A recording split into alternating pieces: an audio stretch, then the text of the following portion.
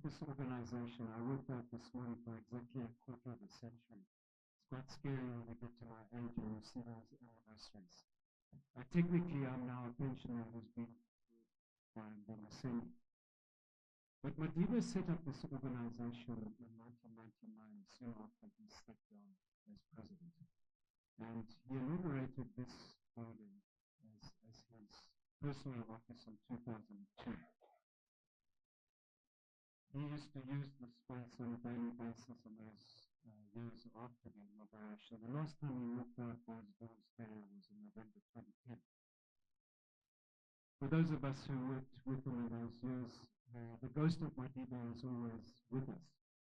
And this year, as we talk about anniversaries related to Madiba here at the Nelson Mandela Foundation, we're tempted to foreground the fact that it's the 30th anniversary of the Constitution being adopted and the first hearings of the Truth and Reconciliation Commission.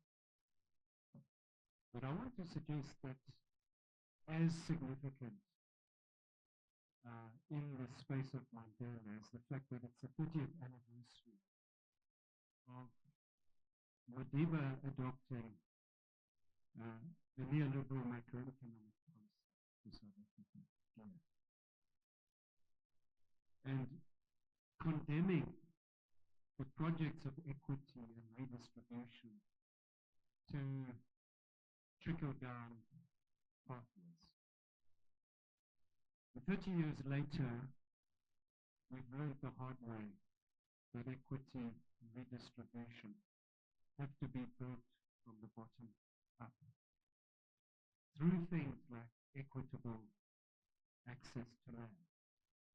I'm glad to tell you that at the strategy retreat of our Board of Trustees in November, land reform and the broader question of equitable access to land was adopted as the single focus area for the Nelson Mandela Foundation in the next few years.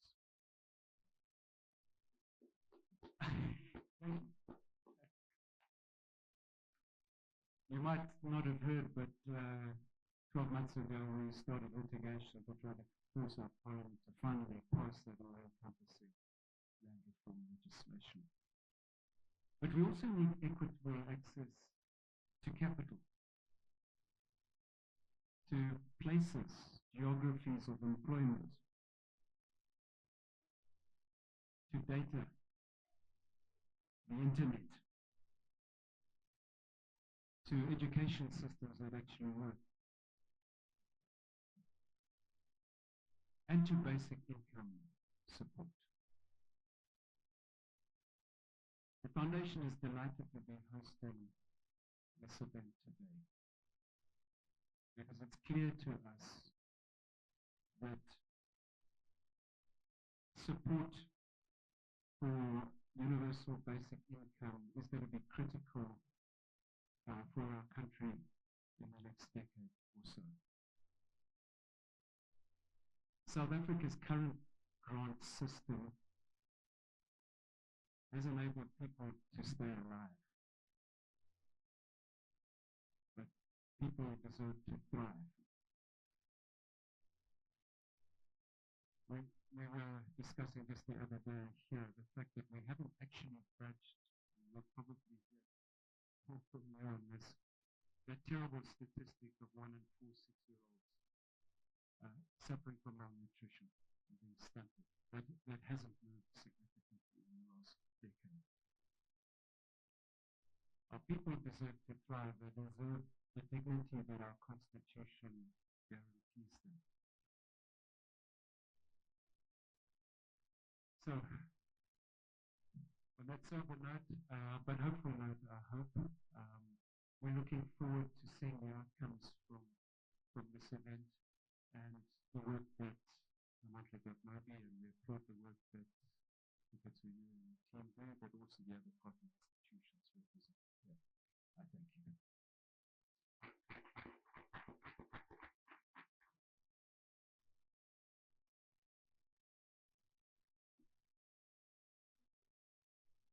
Thank you, Ben. Your words are very sobering. We need to move beyond people merely surviving. We need a society in which households, communities, and our society as a whole has the opportunity to thrive. With that said, we're about to show you a clip, an extract from a film called A Decent Path, commissioned by SPY and supported by UNICEF South Africa. Take it away. In some senses, the basic income grant for a working age adult discussion in this country was dead, effectively. Right? Then COVID arrives, and all of a sudden we understand that there's this huge shock into the labor market. And so the discussion was really not driven so much about the unemployed, it was driven about around the employed who might fall out of employment or lose earnings because of COVID. The COVID kind of accelerated thinking along a whole sort of lot of fronts in South Africa, and it let something through that was essentially disallowed to even be thought about or proposed within government up until that point. And my understanding is that even the Department of Social Development wasn't proposing a National Treasury, said, we want this and we want it now. So COVID provided a window, and for better or worse, that's meant that a conversation has begun at a different level than would ever have been permitted before, and that is a good thing. 350 ke tšhelete nngwe le gore ke eng ya nthusa ska ka tlung ke kgona gore ke reke phofo ke reke fish oil ke kgona gore ke reke bo di-vege wa bone seneng like ha re ntho tsa ngwana di a shorta bo diaparo ke kgona gore ke petšhe mo lemong. The grant helped me because I could help myself from the beginning of the year till now. I could buy myself those necessities. I could cater for myself for transport from here to Joburg to do what I love, you know, all those important things, you know. Yes. The empirical evidence for what small amounts of money enable people to do is absolutely indisputable. It does not get spent on tobacco, drugs, and cigarettes. There is absolutely no evidence for this, and anybody who claims otherwise should show me the evidence. Income support of this nature has a very positive impact on people's participation in society. It does allow some people who are running small businesses to start something up, and there is evidence that that happened almost immediately with the COVID SRD grant.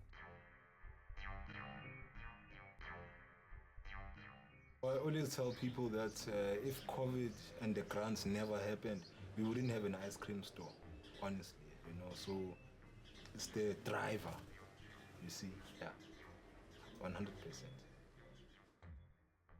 When the first 350 hit, I was just assisting in Lini, and then I felt like it's not going anywhere and it's not sustainable. I understand at 350, you need to choose which uthenga in. Is it food? Is it ama toiletries? You see. So after saving 2 months' money of the grant, I went to the stores to purchase products that I loved, and it wasn't a thing of I want to open up a store. It was an experiment.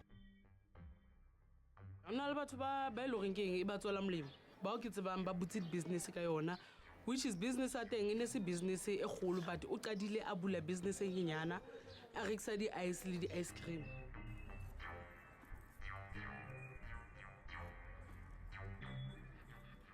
Bese ngithola ngathola umsebenzi so yangigosa ukuthi ngijike at that point ukuthi ngizame ukuthi enye alternative of source of income okuyishishinini le sazama loqala la wasazama njalo nanjalo so manje ever since lokusoba sabantu abazama ukudeka siphila ngako day to day.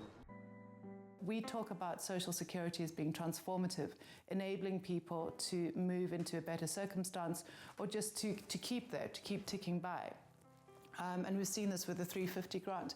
As soon as you use that to start making money to start your small business, you get the certain grant taken away from you. What Treasury has been, and the Minister of Finance have been attempting to do for ever since, has been to try and get it off the books. Historically, there has been very, very strong resistance from particularly the National Treasury when it comes to providing income support to unemployed South Africans. From the Treasury side and from the, from the private sector side, many arguing, okay, we can't afford this. 350 times by the number of potential recipients lands up at a number around 50 billion rand. Okay, and so initially in the budget of 2021, government said, okay, we're stopping this SRD thing. It was a temporary COVID measure. And then when the uprisings happened in the middle of last year, then it came back again. And then it was put back in the budget. It was put back in, but temporarily, for 2022-23, and the medium-term budget statement recently said that's going to be the same situation again. So it didn't come out of a well-thought-through strategy to provide for the working age population in South Africa as the gap in our system. It was emergency relief, but nonetheless, it showed that you can actually do this stuff at very short notice if you have the will. The other myth associated with that argument, or problem with that argument, is that we actually give very substantial subsidies to high-income people. Very substantial subsidies. These probably amount to 180 billion rand a year.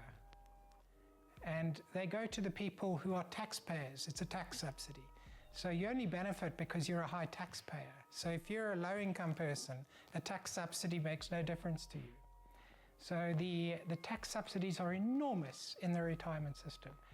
But the very, very interesting feature of that is that nobody has ever analyzed it. When that ideological issue is raised, it's raised in relation to low-income people.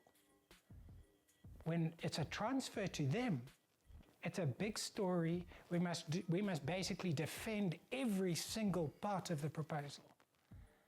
But when it's a subsidy going into the retirement industry and to financial services sector, no analysis. Nobody has to defend it. It's not controversial. Not a single part of the business press will actually evaluate that or go into it's just assumed it's the right thing to do. The basic income grant comes in to address policy failure in labor market policy and the failure of South Africa's economy to create jobs. We have specific grants for things like protecting children and ensuring that they have income. And we have grants for people who are disabled and people who are old age who aren't expected to work. The issue is that we don't protect many people who have to survive in their day-to-day existence. And the assumption has been, oh, well, they should just be working. But you put people in such difficulties that they can't access society in any viable way, then you exclude them. And in fact, you will have a society, a divided society as a consequence. Social cohesion breaks down. What we need to ask ourselves as a country is this. Those that are without income, what must they eat? Where must they get the bread that they need? Where must they get the potatoes? Where must they get the milli meal? How are they supposed to get that? Think like that and think of your 350 grant as an investment in them. If they had to increase the grant, I would be happy if they would add another 700 on top of it. What maybe like 600 or 650. Yeah, it's something. Ngokuthi nje i-amount le yakhona nento esidingakalayo empilweni lana ufumana ukuthi isasencinci isa-challenge nakhona impilo ukuthi ngathi ingayengezeka ibini so lama isaselapho tata ukuthi iwisho ukuthi ngabe bekhona ukuyengezeka besingakhona ukukhuluma okunye kodwa eqinisweni yona yavala lapho ukuvule khona tata omncinci lowo. So in a country like South Africa, to say that there should be no income support for adults because adults should get a job, it doesn't make sense. There's no logic in that. So people would rather stop and say we have high unemployment than to ask the next question, which is a difficult question, as in, what should we do next? What solution is there?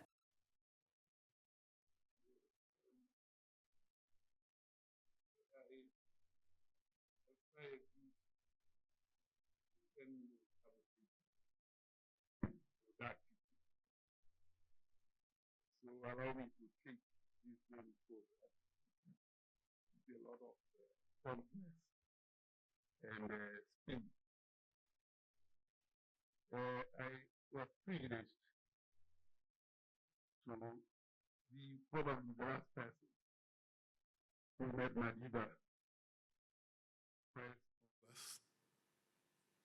there in Kunu on the 22nd of October 2011 when I was going to count him. I was also privileged to be with him when he actually inaugurated the census of 1996. That was year 1998. So the connections are very deep when it comes to what the anatomy of the gash, which is gaslighting us and everything. That's what I'll be talking about. And just to create the first highlights, the reality is that 66% of South Africans fall below the upper bound poverty line. The siphons basically are procurement leakages, 40 billion lost to tender loading and bribery.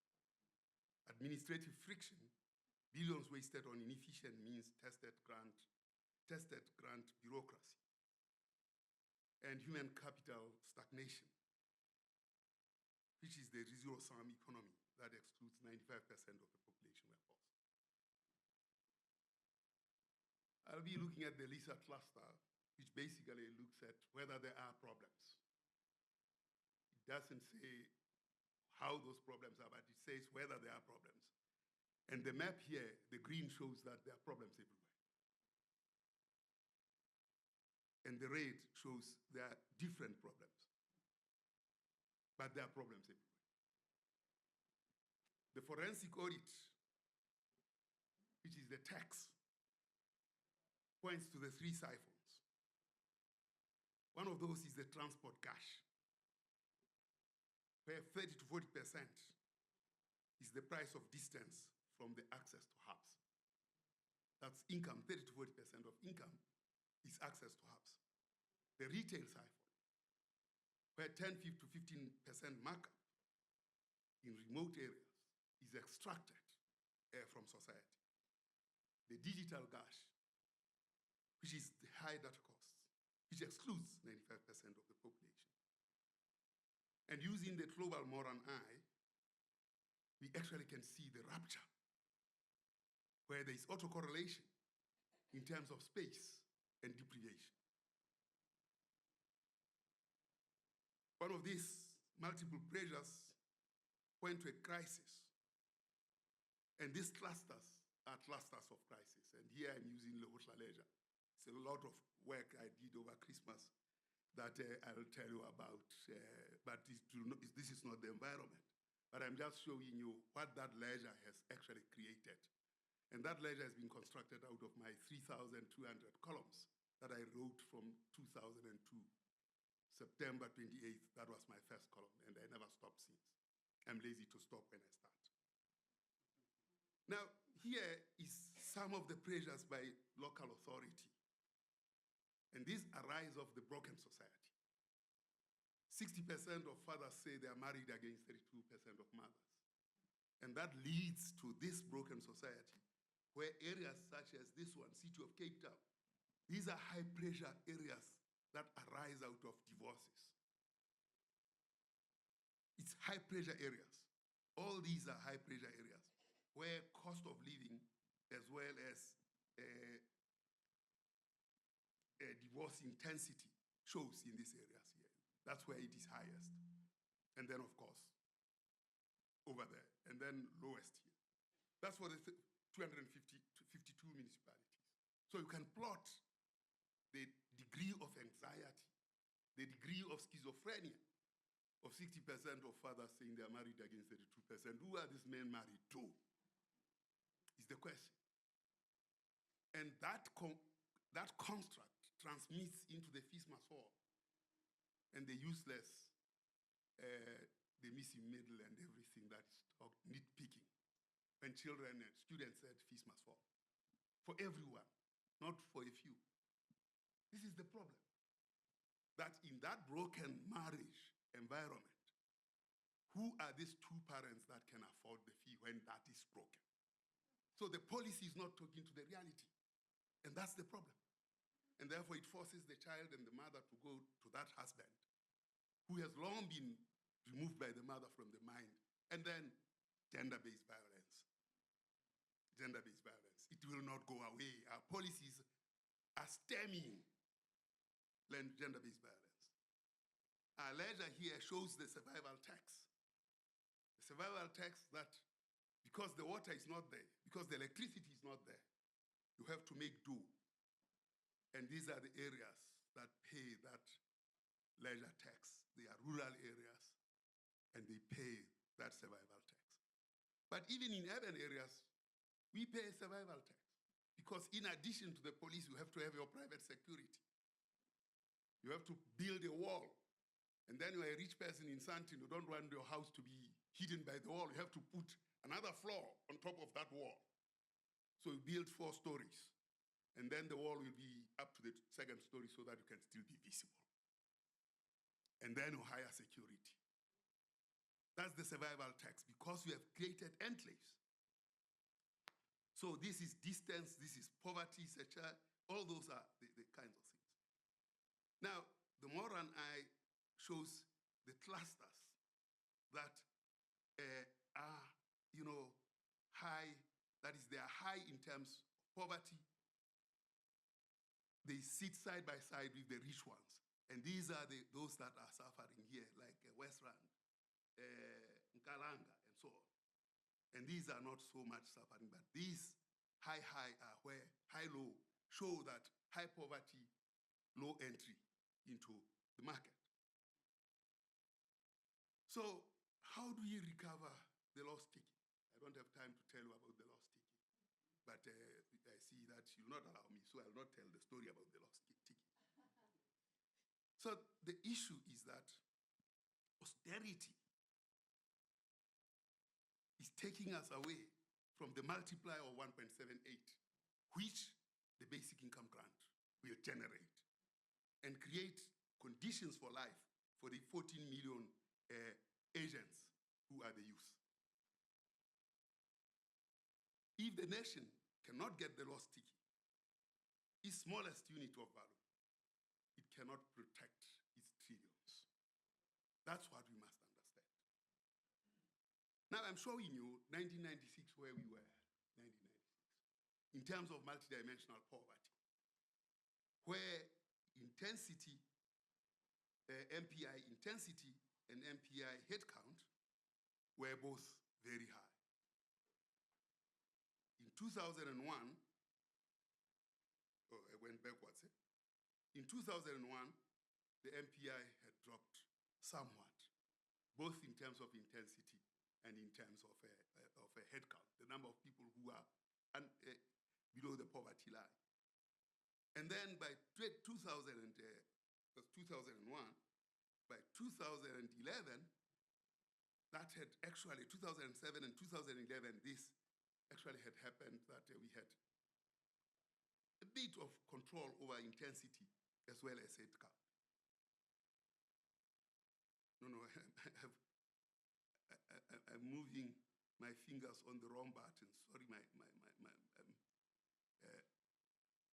I'm not watching what I'm pressing here, my sister. 2001, and then we have 2011, and then we have 2016. By 2018, there was reversal. You can see. And the horses bolted by 2025. You can see the MPI going to the levels of 1996 after gradually reducing over the period of time. So what is the recovery of the TICI? What is the restoration? How do we get the 1.78 multiplier? So the Cardoso multiplier, the stimulus measure of this is that social protection is an investment, not a cost. For every R1 we spend in unit in UBI, we get 1.78 GDP growth. And that can happen within 36 months.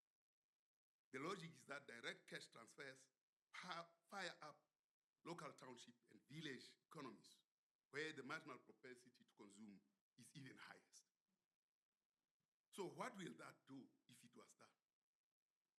The Lohotra ledger shows you the state in 1996, and it shows the state if we were to apply the 1.7, the BIG, that the multidimensional poverty will drop and cluster around here where it is lowest. This is the impact of the income grant. I've shown you the multidimensional poverty with all the efforts that we have done over 30 years. I can show you that with this proposal, the multidimensional poverty will be at this level. So you can compare 1996 to this result. The evidence is quite palpable. Of course, if you use the data and if you don't use witchcraft, which is what has directed our policies all this time over the years. So what is the sovereign balance sheet? We can recover the 1.95 trillion consisting of forensic recovery of 250 billion based on the green light protocols to block procurement cycles. We can recover 120 billion moving from 10 plus fragmented grants to the universal status. And the growth dividend of this cumulatively will be 1.1 trillion, which is the cumulative effect of the 1.78 multiplier that arises out of the basic income grant. What then will be the guilt, the forensic guilt for the youth? We shift from grantees to economic auditors. Training youth using the Lohotra ledger to monitor service delivery and infrastructure value in their own words is our task. And the result will be closing the last mile information gash and ensuring the lost TICI is never siphoned again. Well, the degree is that the ledger is set, the multiplier is proven, the sovereign wealth is within each reach, and the action is that let the rod light guide the budget, let the searcher heal the people, let the lost TICI be the foundation of the Renaissance. And the Ngola, which is Muhlomi's school in the Free State, he had a leadership academy in the Free State called Modilwe, and that's Ngola. And Muhlomi lived there was born in 1713, he died in 1823 thereabout, at the age of 100 and something. He was a philosopher of note, and we must note his words about leadership. He doesn't talk about leadership just like that, my dear. Leadership, no. He talks about responsible leadership. And he says responsible leadership begins by knowing yourself, knowing the people that you deal with, building stakeholders, and ensuring that there's productivity. And that productivity guarantees intergenerational value. But that intergenerational value is driven through the use of new instruments of power, such as the income grant. It is a new instrument of power. And that new instrument of power proves through integrated reporting and science that it is feasible. So The myth and debunking dependency. The ledger applies instrument 1.1602 to the myth of laziness, that you will not find work, it will not come to you. Go and walk at the streets and produce, and go and look at the doors at factories. Statistics South Africa has tons of evidence that there are no jobs. Doesn't matter if you walk up the streets like Mr. Matashi says they used to do. When their shoes have holes underneath, when they don't have the money to grow, and they are told, go and look for work, it will not come to you. Where? So the ledger debunks this myth of laziness. The evidence is in Kenya, Namibia, and the US, based on the report that did the research. The savings is in reduced crime, domestic violence, malnutrition, and the knock-on savings for health and police departments. These are billions that have to be provided. I was talking with my brother Eldridge, Professor Eldridge Jordan is here. And the evidence is so clear, so palpable, that even the 350 and the SASA grants are what props the Pick and Pays and all this. Remove that money, those will collapse. The question is, how do we redirect that? For instance, the 350 moved expenditure by the black people, total expenditure by the black people from 42% of total expenditure to 65%. But because we don't have an economist in the country, like we have a statistician, if the statistician general messes the numbers, there's somebody to go and say, we are cutting your neck. When you mess up the economy, we don't know whose neck we should cut. And if we had an economist in the country, once we decided on 350, we'd have said, with this 350, we'll go and ensure that the land is productive. With this 350, we'll know that we create pathways to black industrialists. Because it jumped from 42% to 65% of expenditure by blacks, only going to Fori, who when he saw this money coming through Capitec, he said unemployment is 10%. This is the arrogance of white business in South Africa, that it doesn't respect or observe black pain. And therefore they have to obfuscate in order that they can clean their consciences. Not said that there must be 92 million people in South Africa based on the connections that they are making in the areas. So the question is, if there are 92 million people in South Africa, where are the 30 million students at primary? Where are the 1.8 million children that are born every year, if that's the number? If that's the number, it must cohere with the statistics. We know that 1.2 million children are born, 14 million children are in schools. Labor force, people who are employed are about 16 million, they are not 32 million. So Not and Fori are at each other's throats trying to clean their conscience around the exploitation of black people. This is what we should fight. Unfortunately, Minister Tau wanted to attack Statistics South Africa and they say maybe producing the wrong numbers. A minister, a whole minister. Math said, yes, we should actually look at the numbers. So did Mantashe say that go into the streets and look for work. At the highest level of policy making, these are the announcements. They don't want to look at the lost tiki.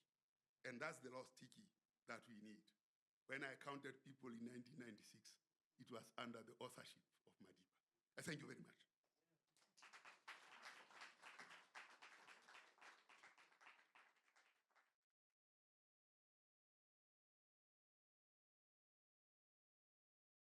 That was very sobering. Thank you so much. Once again, I pose the question, can South Africa afford not to provide income support?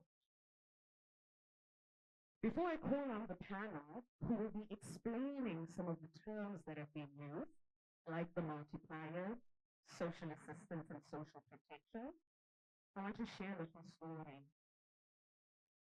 Some of the work we do at Amandla.mobi involves the cost of food and cost of living, which have repeatedly showed up as concerns for millions of people in this country.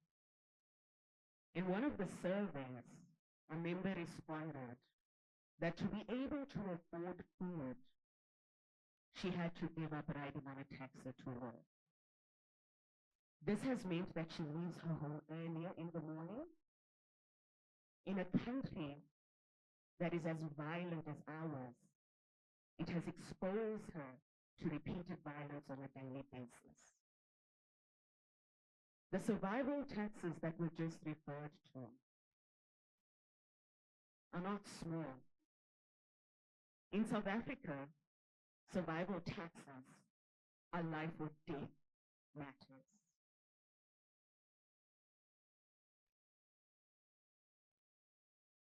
But we also know that households do not live on food alone. You need hygiene products. You need clothes to wear. You need shelter. If you are giving all of these up to be able to afford food, is the dignity that is inherent to every human being not being deeply undermined? With that said, I would like to invite over our panelists to join us.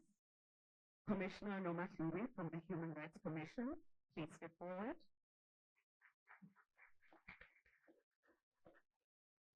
Isabel Frey from Oxfam, please come forward. Jasmina Baba from the International Labour Organization, please come forward. Community leader and Amandla.mobi member, Basitsana Milete, please come forward.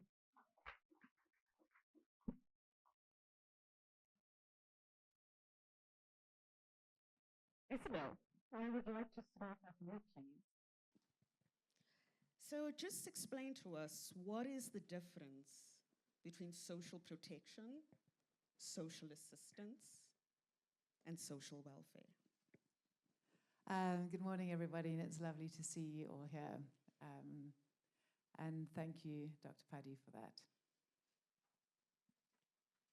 I think many of us use these terms without understanding how we're using them. Government uses them a lot, especially Treasury, to draw a veil over what really is happening. So social welfare is a term that was used really in former days. It has a connotation of people's well-being. And in the global north, it was used to suggest that people need to be thriving, that their welfare needs to be taken care of. In South Africa, what we found is that there's been a disparaging that crept up around the concept of welfare. And we were told that we don't need welfare, we don't need a welfare state, we need a developmental state, if people recall that. And when you talk about the state supplying social security, in a way, what you hear from policymakers is that those are people who who failed to make it for themselves. And so the welfarist notion becomes reduced to people's inability to look after themselves, whereas that's actually not what the concept means. So I believe that we need to reclaim the idea of a welfare state. I think our constitution has created the concept of a state that cares for its people, cares for its well-being, cares for their welfare. So she's very scary. I have to get protection from my chair. And then the Constitution, which the Commissioner is going to be talking about in Section 27(1)(c) talks guarantees to all of us the right to social security. And if we can't afford it, social assistance. So again, social security is the concept that your basic income will be taken care of by the state. So you have a social security guarantee. Now, when social security was developed over 100 years ago in industrializing democracies, the concept was, I pay towards a state fund so that when I'm unemployed, I'll be able to draw down. And you can be unemployed because you are unemployed, because you are pensioned, because as a woman you might be on maternity leave, the times when you don't have access to income, the Social Security is there to provide for you. And in those systems where you had unemployment of about 5%, social assistance was different to social insurance. So insurance you pay, again, to insure yourself against something happening.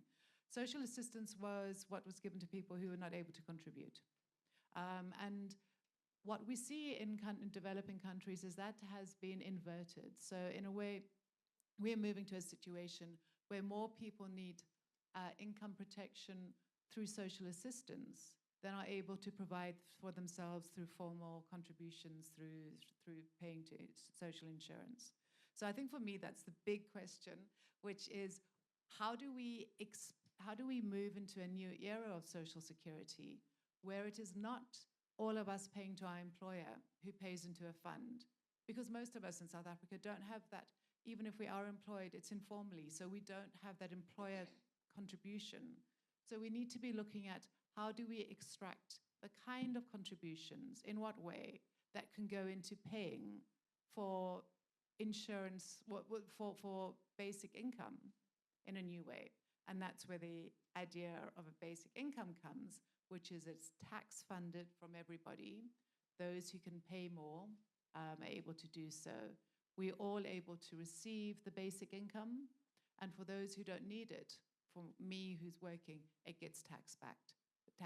So social insurance you contribute, social assistance, the state contributes from tax money. The big question mark is how do we allocate that burden of distribution across society? Thank you so much. That's a nice way to turn to you, Jasmina, actually. A long-standing narrative is that South Africa spends too much on social security, right? More than other countries, in fact.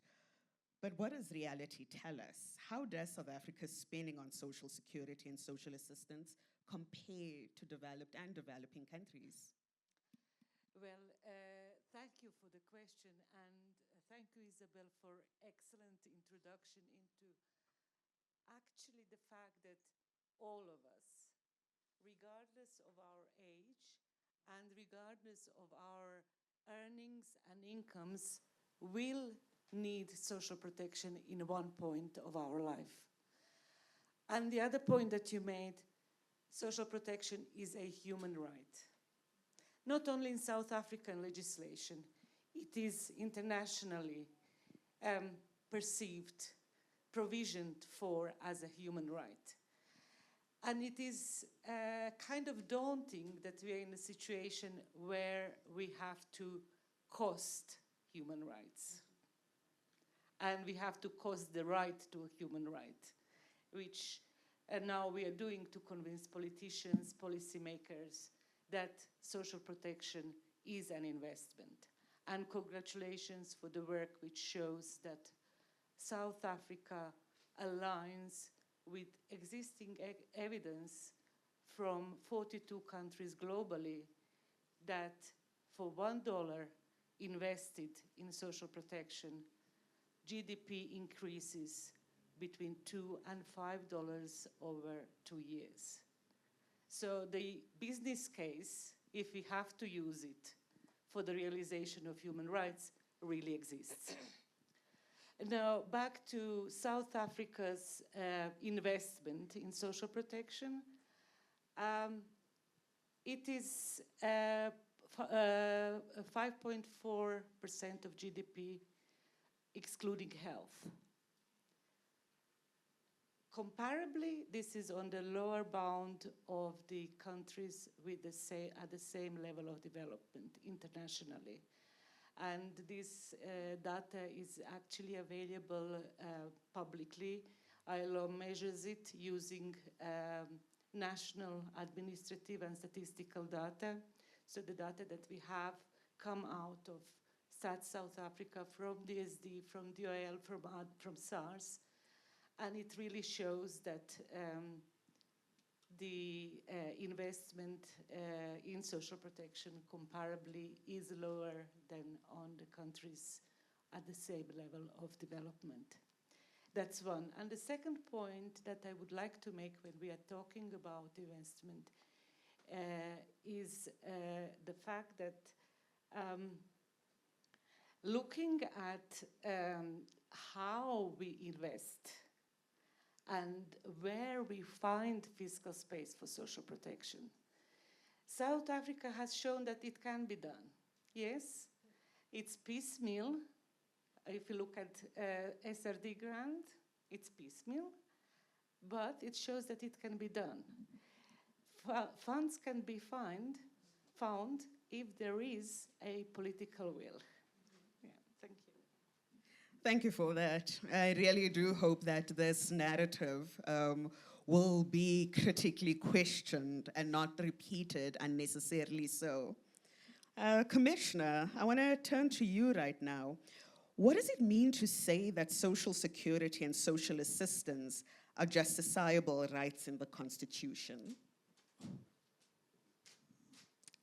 Good morning, and thank you so much for the opportunity to share my insights.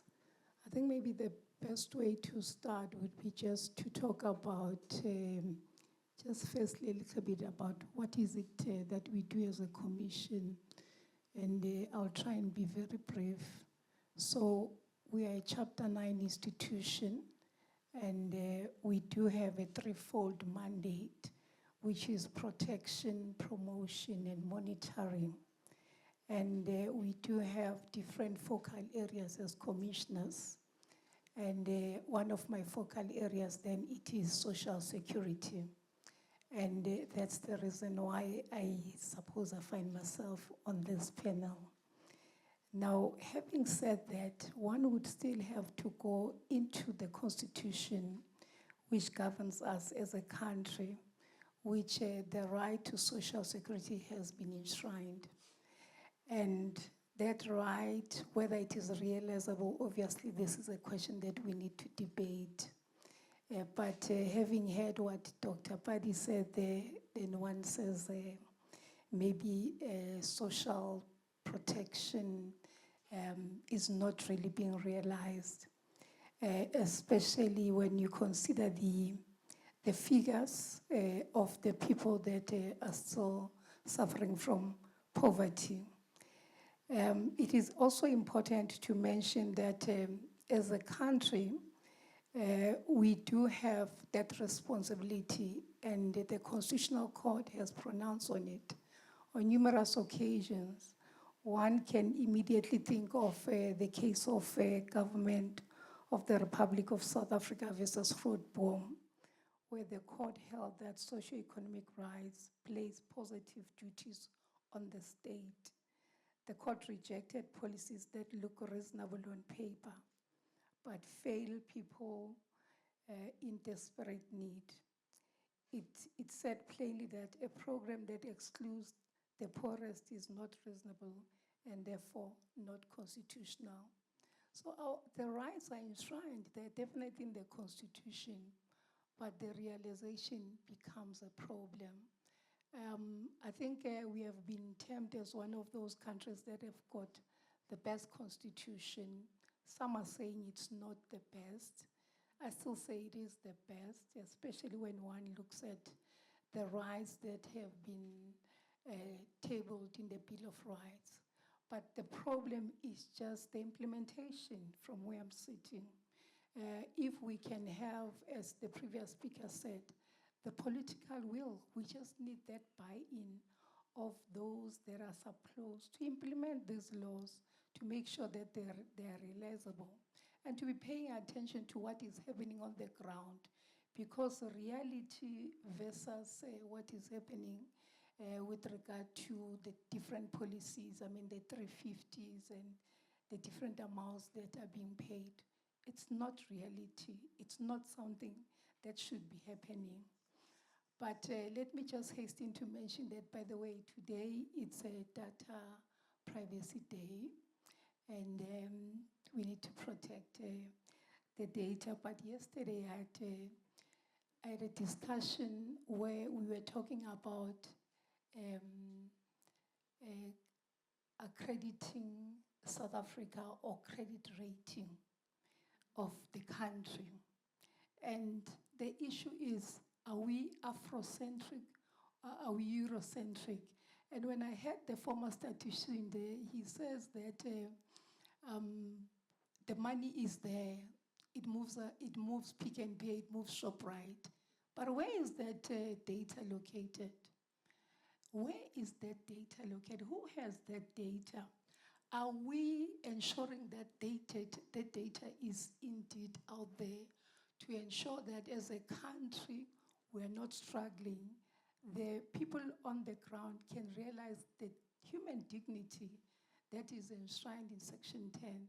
Section 9, which is equality, because according to Devonish, that is where you start the values of in our Constitution, which are dignity and equality, and freedom, even ultimately justice.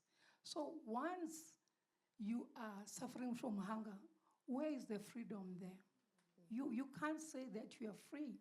You're definitely not experiencing the freedom that you are entitled to. When you don't have a job, how do you become free? So yes, social protection is very important, but whether it is realizable, it's a question that we still need to debate. Thank you. Thank you. Basitsana, I want to come to you, right? We know grants matter, and they have been a big game changer in South Africa, showing new possibilities. In your community, why are grants important? Good morning, everyone. My name is Basitsana. I'm from the community. I can say in my community specifically, it's gonna bring peace, or maybe our state of mind. You see, when we woke up in the morning, you can see people are roaming around the street. Everyone is dizzy, and it's not like they want to. I feel like crying right now, because sometimes you feel like o ka nka thola tšhelete ke tsene like door to door, putting money in each and every household for survival, because it's like we are crazy. Kids are on drugs, and it's not like they want to. Maybe our mental health will matter. We are in the mental state. We are in a mental institution in our own households. Sometimes we don't wake up because we are afraid to see more than what is inside. So it's going to change. It's going to be something that is going to change. Even our health, we are not normal. We are sick. We are just wearing a smile just to smile, but deep inside we are broken as a community. Thank you.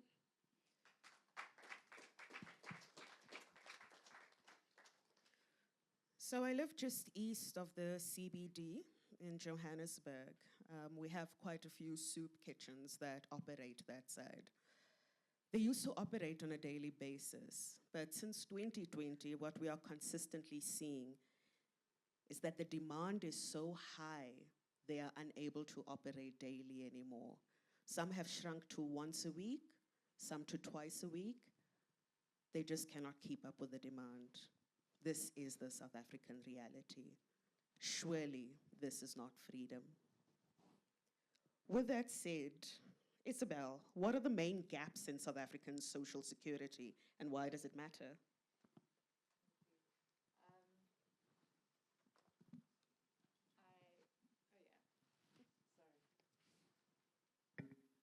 I think Sis Basitsana's input speaks a lot about the impact of the gaps, where we don't have employment and we don't have alternatives. So we often hear that South Africa's got the best social security system in a developing country. But what we need to do is unpack who is covered and by how much. So essentially, and this is where the multiplier that you've heard people talking about is so important. My argument is that too few people are covered, and the grants are too small to actually make a difference. So when we hear about the trickle down, I mean, here we're actually getting breadcrumbs. And the reason why that is important is, firstly, if you look at the number of households where grants are received, it's 30% of households in South Africa have grant income as the main source of income. And I was just looking at some stats. Unlike the former statistician general, I have to use AI. So I have to say that maybe it's not always correct, because that's what it tells me. But maybe it's incorrect by telling me it's not correct. So I think when we're looking at poverty and we're looking at the fact that people need to survive, firstly, we have unemployment of 42%, and yet we know that grants cover less than half of working age people. So we don't have enough, and that, as I said, it's not enough. So looking at the value, and I'm using 2023 data. If you look at the social relief of distress grant, I mean, when that started in 2020, I was part of the COVID negotiations at NEDLAC, and the private sector was negotiating for unemployment insurance for people who would lose their jobs. And I said to the president, what about people who don't have jobs? Are we just going to ignore them like we did? So it came through, and the idea was there. We have the constitutional right. We need to have income. And then the policymakers and Treasury started looking at numbers. And that's how the 350 came out. None of our grants are aligned with the cost of living. And that is a huge problem. So just very quickly, it's amazing. As soon as I get a microphone, time stands still for me. So the social relief of distress, and this was 2023, so I think it was still 350. We've got 3 poverty lines. We've got the food poverty line, which is just food, and it's the cost that WHO, World Health Organization, has costed, is the amount of food just to survive in South Africa. And the SROD was 58% of the food poverty line and 20% of the upper bound poverty line. So it's less than even half of what the upper bound poverty line was, which was 2,600 Rand. Social relief of distress is less than a fifth of that. So people are getting support, but that's not enough support to actually survive. Although, as Patty said, I mean, that increased the purchasing power. The child support grant, which is meant, I mean, children are meant to be our future. We're meant to be supporting them. We know that government says that we're doing a really good job, but it was only between 73 and 64% of food poverty line. So mothers weren't able to give enough food to their children for them to suffer, which is why stunting and malnutrition in children, which is a state that you can never recover from. If you don't have food as a child, your brain cannot develop. You don't have the capacity to be equal, to compete. And even the pensions were 80% of the upper bound poverty line. So we don't have enough money going through the grants. And we also know, because of the high levels of poverty, there is a dependency ratio on each grant. You can't, if a household of 5 and there's 1 child support grant going in, and that's the only income, there's no way that the other 4 people in that household are not going to share the money from the child support grant. So what we have is too little going to too few people. With the multiplier, what we argue is that if it goes to everybody, the amount of economic stimulus, and that's also when you said welfare, we need to be encouraged to see social security as a stimulus, as an economic stimulus. In as much as Treasury says that we're now going to put this into investment, etc., the UBI would be the greatest economic stimulus, because it gives it into the hands of the people who are going to spend it all. They're not going to save it offshore. They're going to spend every cent in South Africa. So that is why we don't spend enough on Social Security right now. Thank you for that. I mean, that's one of the things about how corrosive inequality is, right? That if an income is meant for one person, it has to be split up amongst multiple people, depriving everybody from having enough. That is corrosive. What it does within households is very, very corrosive. With Treasury brought in, I want to turn to you, Commissioner. Treasury often says that there's no money for public services and we need to adopt austerity budgeting. What does international and domestic jurisprudence tell us the state needs to do in terms of increasing available resources? Should it not have to increase taxes, as in taxing the super rich, given that we are the most unequal country in the world? Well, that question is not supposed to be posed to a commissioner, right? But what I would say to you is that it becomes important for the state to go back to what the Constitution promised. The Constitution promised protection of its citizens. And I don't want to go to the next part. But it did promise. And that promise, when you go to the different matters that have been into the Constitutional Court that deals with whether social security, dignity, as well as equality, the Constitutional Court again emphasized that the state has that responsibility. So that cannot shy away from it. So what it means is we need to then go to the Minister of Finance and say, how are you making sure that the fiscus, as much as you say it is stretched, but it is able to take care of its citizens? And at the same time, look at what other avenues are available in order to ensure that we increase this fiscus. What I've also just noticed is that in our Constitution, when you go to Section 152, it talks about our municipalities. They've got a responsibility to ensure that they have an IDP, Integrated Development Program. That program, it's supposed to speak to poverty, amongst others. It must make sure that there's food in those communities, there's jobs, and all those rights that are in the Constitution in terms of the Bill of Rights. But what became evident just the other day when we did an inquiry in Northern Cape, it became evident that most of the municipality managers don't even know that they've got a responsibility to develop that IDP in order to ensure that they tap into the resources that are available in their respective municipalities so that those municipalities can alleviate poverty, can make sure that there are jobs for the citizens or their residents in those municipalities. That is not happening. So we need then to talk to who is being put at the helm of our institutions. With what qualities? Do they understand their responsibilities? Do they understand the roles that they carry when they are there? Half the time I can tell you that they don't. And that's where we need to start, that we speak to the caliber of the people that are put in positions. We equip them, we empower them so that they can make sure that the very laws, and I still say, what very good laws in our country.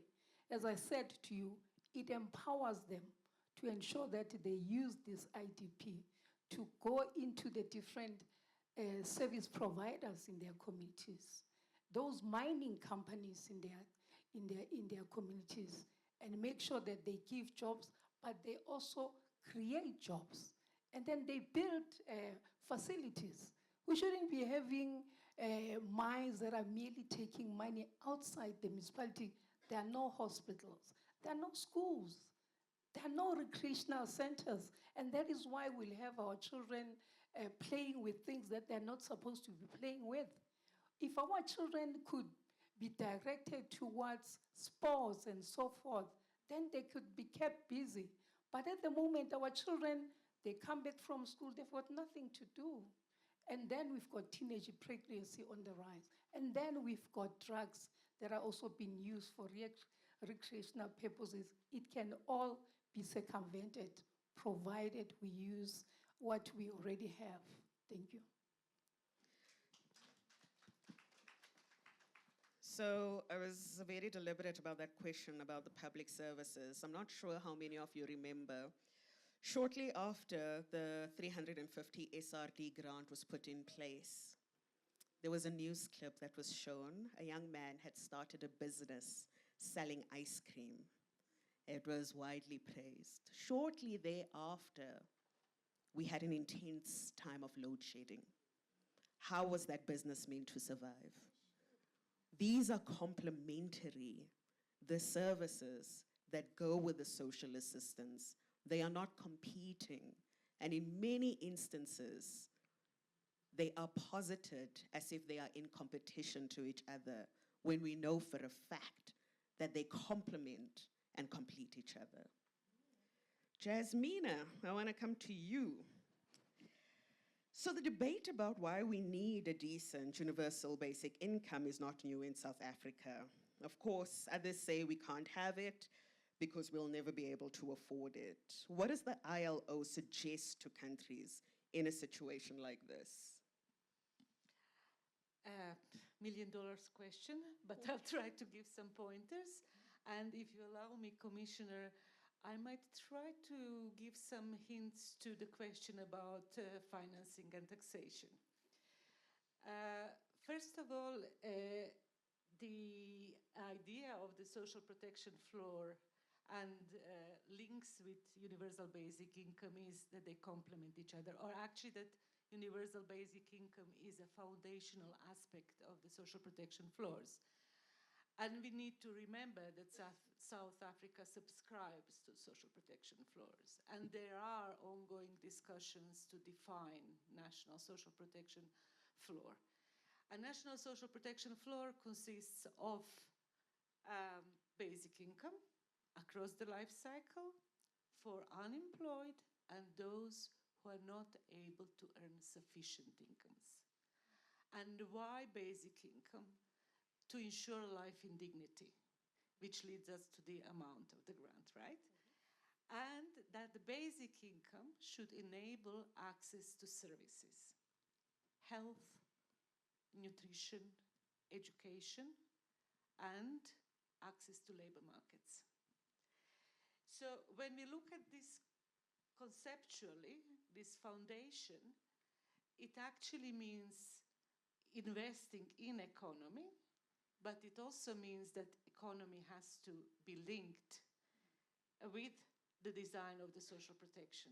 And that the way how we perceive economy and what it is will influence our social protection systems. And this is obvious in South Africa, right? We have the working age population largely excluded from social protection because it's meant, the perception is, or the ideology behind it is, they should be able to work. And they want to work. There are no jobs, right?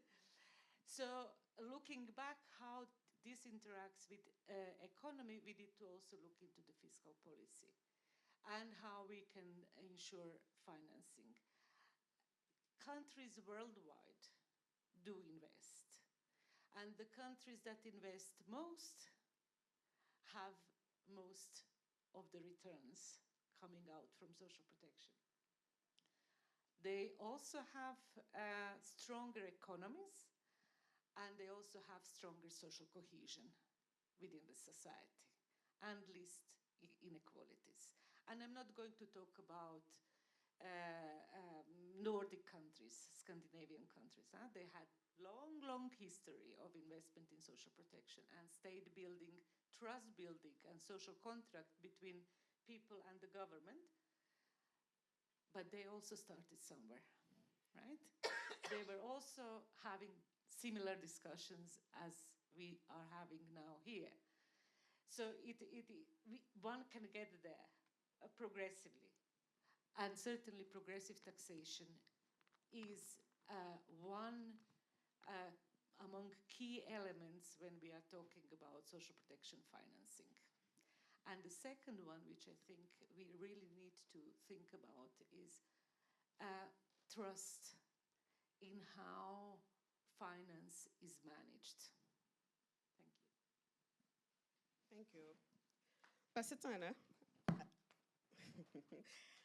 I really appreciate that you appreciate their commentary, but okay. Basitsana, I want to come to you, right? The 350 grant, SRD grant came into place. What is it about it in your community that you like? What is it that doesn't work about it? And what do you think about the fact that people have to keep applying for it each and every time?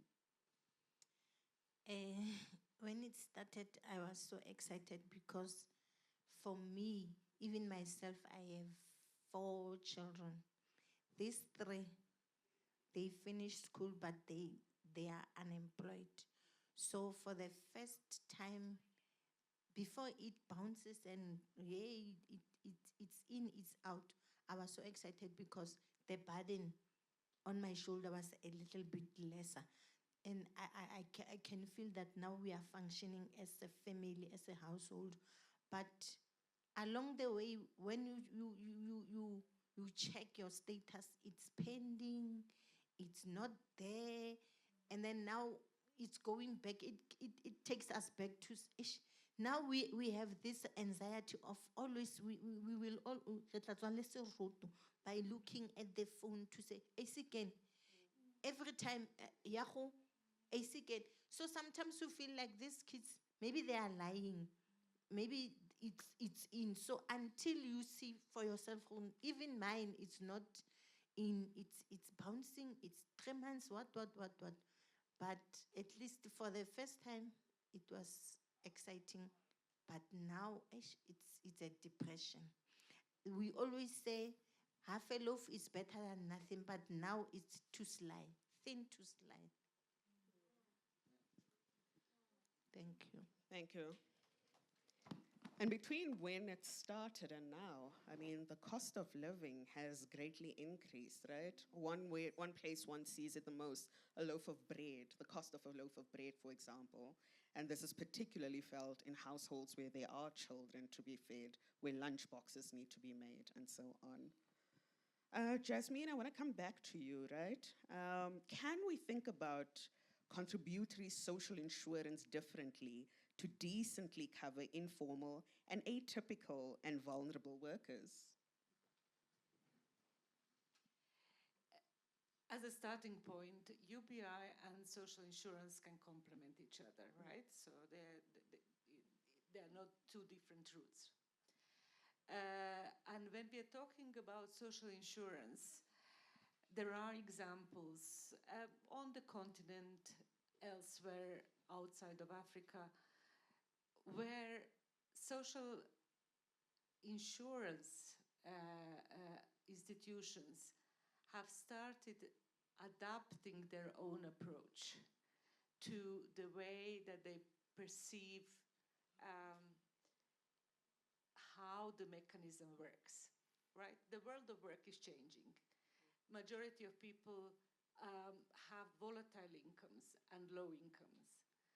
So the expectation that workers will be able to contribute every month the set amount of contributions towards benefits does not work anymore. And there are examples where they are adapting the contribution schedule, so people can contribute every 3 months, once a year, depending on volatility of their incomes. And the contribution rates are lower. And you don't necessarily have to have employer-employee relationship to be able to contribute. However, in most of these cases, the institutions and the government realizes that if the people who are contributing in these adjusted ways are to have the benefits that ensure income replacement, they have to be topped up from the general budget. And again, this has different effects. One effect is formalization of economy.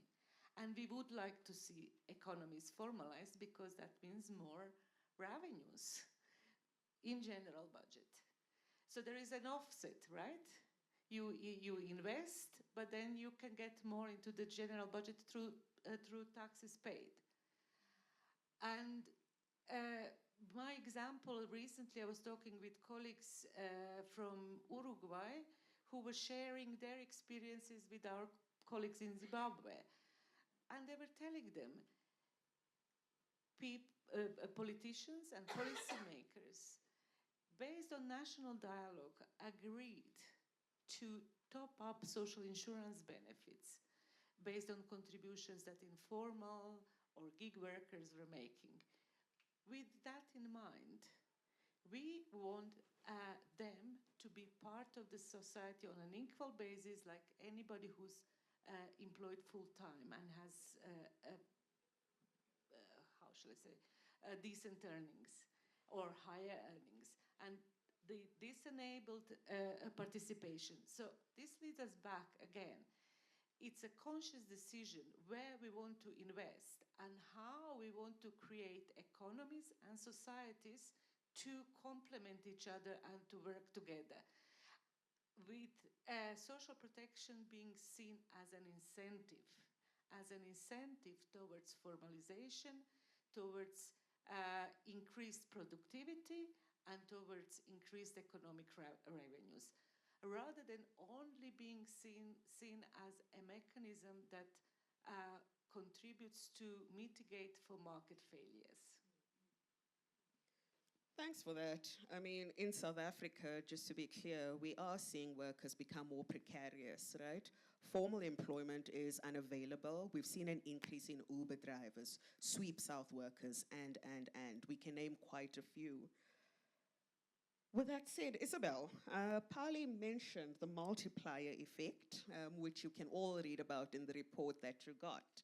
I want to ask you, what is the multiplier effect and why should this change people's view on social security spending? Great, thank you. I swear I've never done this before. Thank you very much, and I'll get to that. I just want to start off with following on from what Jasmina was saying about the kinds of financing. So at Oxfam, we have a real focus on inequality, and we've recently released a Davos report looking at billionaires' wealth. So I took the lens to South Africa. I'm completely off script here. And I was looking at the top 10% of wealth. So it's not income, it's wealth. The top 10% of wealth stock in 2023 was 16.6 trillion rand.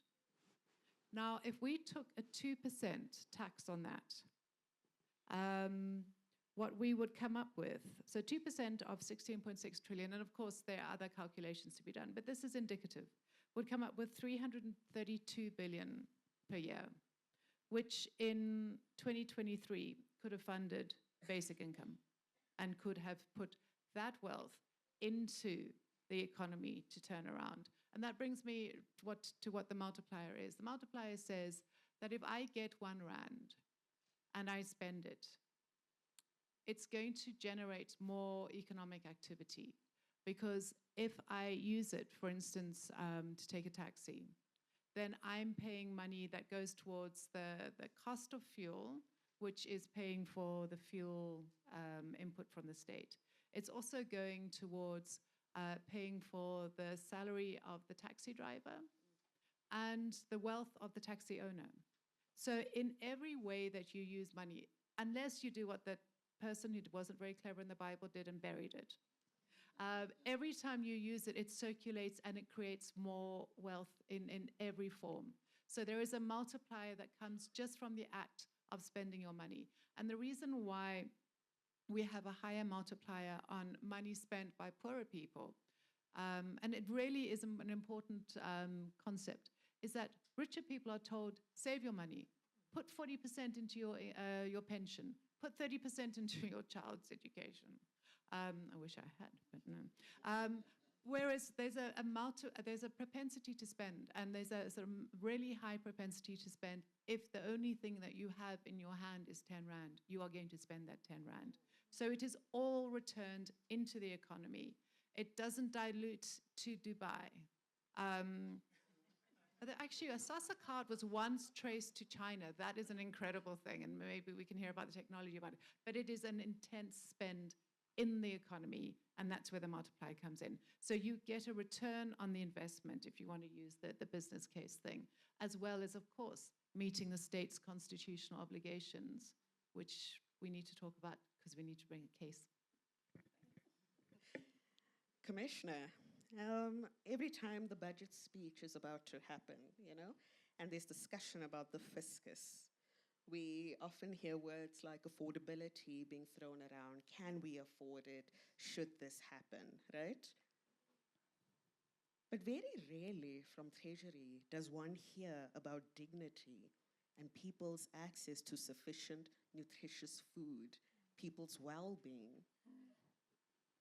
What can change, or what should be changed in terms of how Treasury approaches the fiscus and the budget? Thank you. I think that is why, in fact, as a Human Rights Commission, we have introduced a focus area of pro-poor budgeting. It was informed exactly by what you have just asked, because we were saying that it looks like every time the Treasury decides to give money, they don't take into account the people that are going to be given this money. So the different municipalities, for one, you find that what they would give for a municipality in Northern Cape vis-a-vis the one in Gauteng, it's almost the same, but really the reality is that those people do not have the same challenges. If you go to Northwest or Northern Cape or even Eastern Cape, those areas are vast and people have to travel long distances and so forth, such that just in Northwest, when I went there, Morukweng people, they have to travel about 400 kilometers for them to just go and get, proper food, because then they would have to go to spaza shops for them to get anything that they need.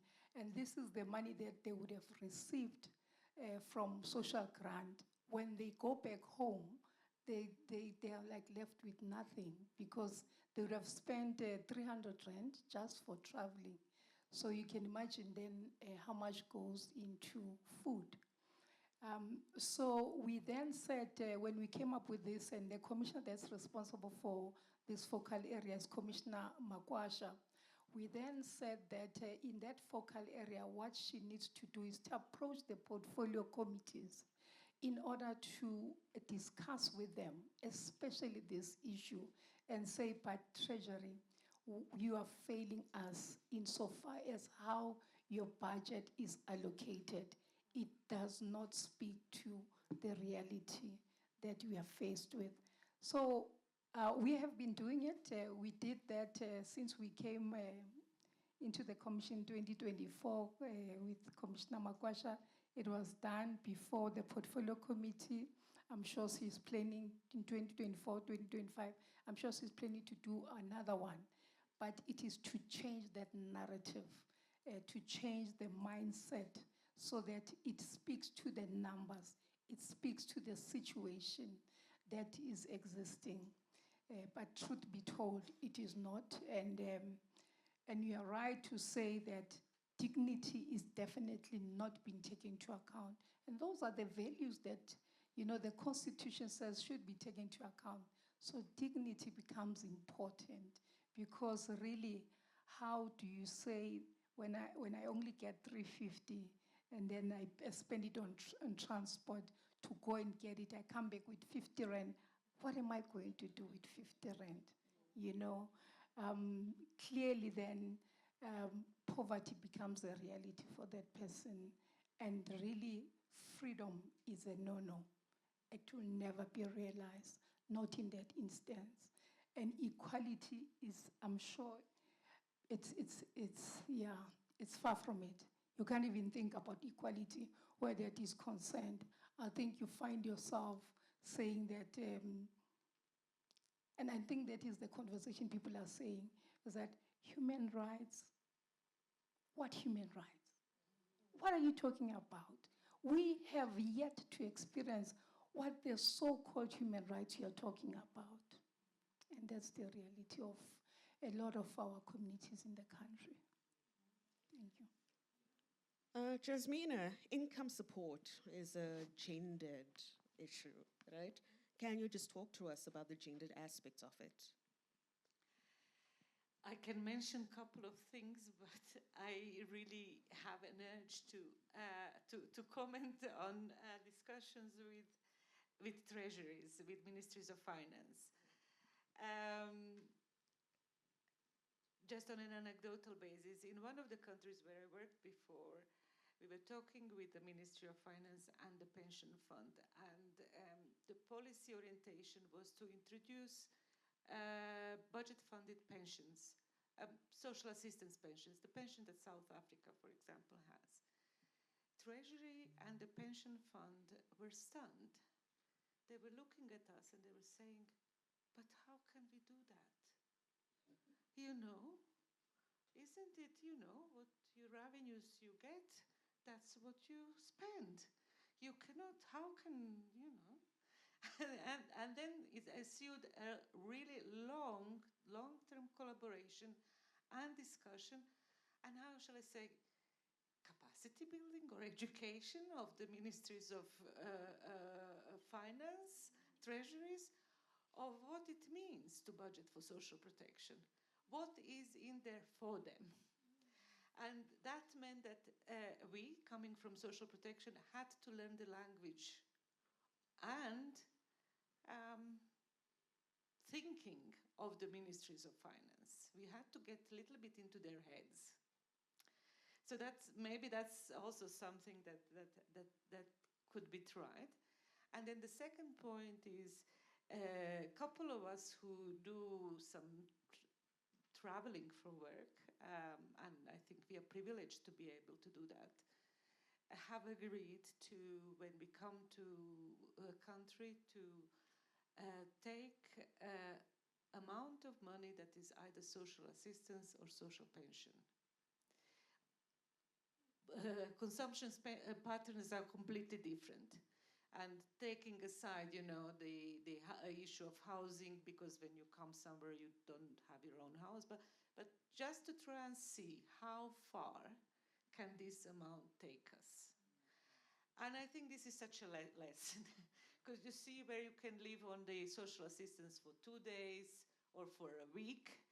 I've never been in a situation or in a country where social assistance could take me for longer than a week. Basic spending, huh? Maybe we could also try to have such an experiment with policymakers. And now going back to gender aspects, we know that women work always, right? When they are in paid jobs, they do unpaid work. But when they are in not informal jobs or income generating activities, they still work. They carry the brunt of care work. They actually help raise generations and take care of elderly. So having basic income in terms of when it comes to women compensates for this unpaid work which is unrecognized. Well, it's recognized theoretically to an extent, but it's not recognized economically. That's one thing. The second thing is that it can actually unlock part of their times so they can be engaged in the activities outside of home. And I think that for many women, it is important to be able to be engaged in activities outside of household. Many of us do identify ourselves or see additional value in being engaged outside of households. So this is very important aspects when we talk about gender equality.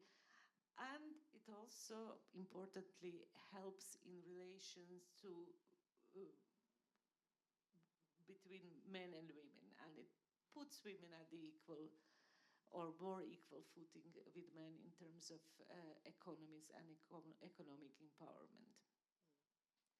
So before I hand over to the audience for some questions, Basetsana, I want to ask you a 2,600 Rand worth question. In your view, if everybody got a basic income grant of 2,600 per month, what do you think would change in households and in communities? That will be a happier and an exciting moment for everyone. It will be like we are shooting a movie and we got the best award in the world. That will make us free spirit, and I can feel it, I can see it like in Sarafina, I can feel it in like the streets, everyone in the street is busy, smiling everywhere, because sometimes in a household, you are depending on one elderly grant and you are maybe 8. There are uncles there, aunties, grandchildren, and an uncle does not have pride because Maluma feditse boroto. You see, Maluma is waiting for Maluma is angry inside to say, I'm waiting for the food to be cooked. I cannot do anything. My 350 is bouncing. And that one, it's pain, it's pain, it's painful. So if we can have that, a little bit of that moment, maybe it will be a dream come true. Although it's not enough, but at least it will be something to smile about, and then we will be happy. You will smile. We will even hear the songs. We're just listening, and if your neighbor is happy, it frustrates you because the wireless it's up and you are busy thinking, what am I going to do with this? I don't have sugar and somebody is making noise outside. You see, and you think that your neighbor is working. You feel like Bahushainela. Because yesterday they got paid, it was the 25th. So you feel like, sis, Bahushainela, because we don't have nothing. And it builds anger. And it causes bullyism and hatred. So that thing, I will be the first one to march and say, oh, finally. Thank you.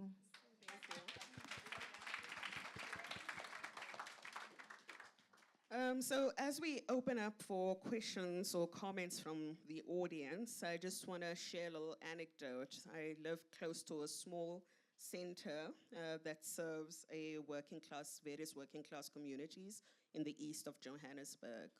One of the things that is very noticeable, every time you go there, more and more basic things are being put on lock and chain. So for example, I went to go buy my child a pair of shoes, school shoes, and it was interesting. We had security all around us because school shoes are such a stolen item. You're seeing it happen with toiletries. You're seeing it happen with baby clothing. You're seeing it. These are basic necessities. What does it say about our society that these are the things that are being the most stolen in these places? With that said, we are happy. Chloe, there's a hand over here.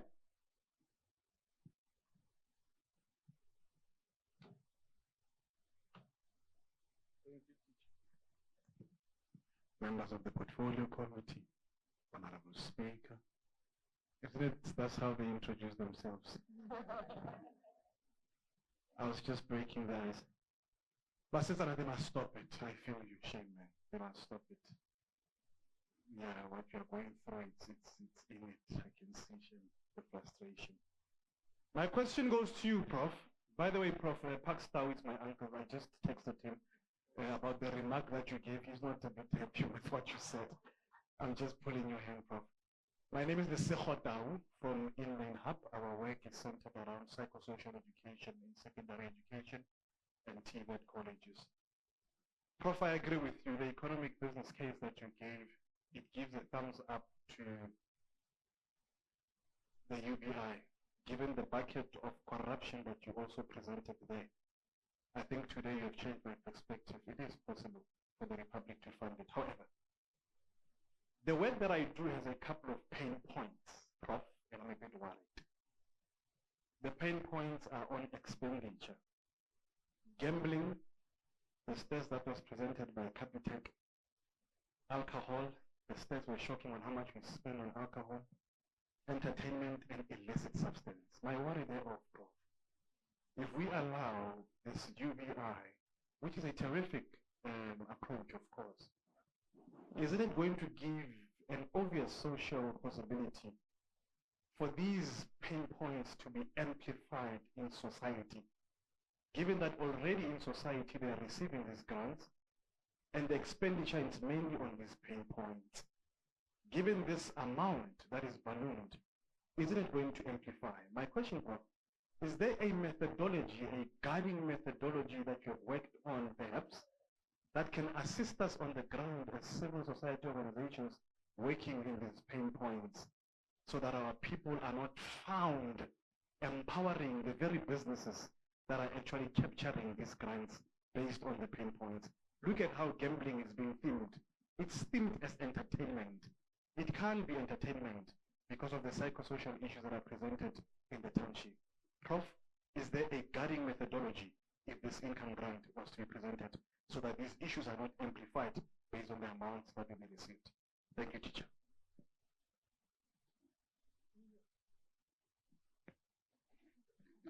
Do you want me to answer now? Please, go ahead. Go ahead. I thought I was going to think about this very difficult question and the threat that came. But let me answer. Here are the issues. I think the name just goes. Bassa, never son, has summarized it very well. That we are in a state of decay. And when we are in the state of decay, it's precisely because of the inadequacies and the palliative measures, the pittance that we have put in front of people as palliatives. You run the risk of that, of course, when you provide a bigger sum. But those two things are not contradictory. It is the cause rather than the solution that makes you afraid. The solution is very clear. Once people are put to work and they have a lift up to doing work, they'll work. You actually have to have railguards. Look, here is 350 given. What has happened? There are no railguards in spending that money. In fact, it goes to Pick and Pay and all the existing infrastructure. Suppose that money, 9 billion, is budgeted for feeding schemes, school feeding. 9 billion rand to feed 14 million kids in fees, what is it? Yeah, that school, yes. What does that money do? It creates a spaza shop that goes and buys. The effort price is so high that 9 billion never reaches the children. And in fact, it's allocated only for 5 days. And the home condition on Saturday and Sunday is totally different from the school condition. You got to say, these children will be fed every day at that school, Monday to Saturday, every day. Now, with that, you can start cooperatives that are producing within those villages and fresh food, not the chips and all the stuff that comes around. So, quite clearly, the neoliberal policies that our host talked about, that Madiba signed on, unbeknown to him in terms of the impact, is what drives Treasury all the time, the trickle down. You see, when Morgan Mushomi taught Mushweshwe about things, Mushweshwe created DCU, granaries, for the difficult days after the Basutu were cannibals and eating each other. We are exactly in that space of cannibalism, the vulture culture. And we need to actually dig very deep. I'll tell you one thing. The Treasury, the President has these business people right in the Treasury, unmitigated by any planning ministry. There's no planning in the country. The district development model is not a planning tool. People put Agliva files side by side and they say they are planning. Sit next to each other and think they are planning. You've got to get the data and the variables and the data at the center of what you do. And then you can start to apply. I tell you, when I started building the ledger, based on my columns from 2002, September 28th to be precise, I've collected 3,500 columns looking at the architecture of South Africa as a statistician, looking at the architecture of the numbers, piercing through what these numbers tell us. When I tried to compile my volumes, the ledger created an integrated planning system that looks at the municipalities, at areas below the ward, 200 households, those clusters. And when you deal with those kinds of things with a plan, the plan system, it says what happens to those 200 clusters from 1996, 2001, 2011, and the service ended 2022. So you can use this wealth of data to dispel these things that are called the plans. The 100 billion that the minister talks about for buying BE points, the rich will buy those points. It's not going to change anything. They'll buy the points and get BE scores so that they can be assigned contracts to government. And then trickle down effect and crime and everything in townships. I have installed now a system with 2,745 instruments that look at every action that we undertake and then gives you the impact. Interrogating our systems of planning. That's what now we have to put in the hands of society. Then they will ask the president, your trillion rand, what impact? And they'll say, what we have said, this is the impact we get. Let's compare. So how many times has the government said, we'll grow at this, we see green shoot? Growth has been 1% all the time for 15 years. So where is the plan? Who is the chief economist of the country? Who you can put to task when there's no growth? Nobody. It's dispersed. And nobody, and they say maybe the years will be better next year.